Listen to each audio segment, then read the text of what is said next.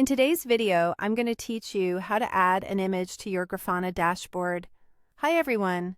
If you've ever wanted to place a logo, a diagram, or a reference image right inside your Grafana dashboard, this quick walkthrough is for you.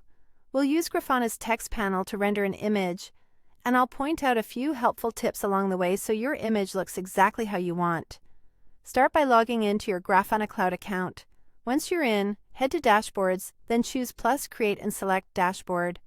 If you already have a dashboard you want to modify, feel free to open that instead.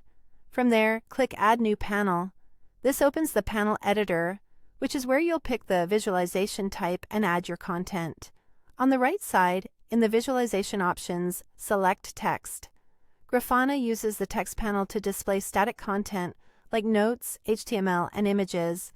So this is the correct choice, even though it's not called image. In the text editor, switch the input mode to HTML. This is important because we're going to paste a simple HTML tag. Now insert an image using the standard HTML img tag. Replace the src value with the URL of the image you want to display. For example, you might use a direct link to a hosted PNG, JPG, or SVG. To keep things clean and accessible, you can also add an alt attribute describing the image. If your image looks too big or too small, adjust its dimensions right in the tag by adding a width or height attribute, such as width 400 or height 200. It's usually best to set just one of those so the browser preserves the image's aspect ratio. If the image doesn't load, double-check that the link is publicly reachable and uses HTTPS, since Grafana needs to fetch the image from that address. When you're happy with the preview, click Apply to save the panel.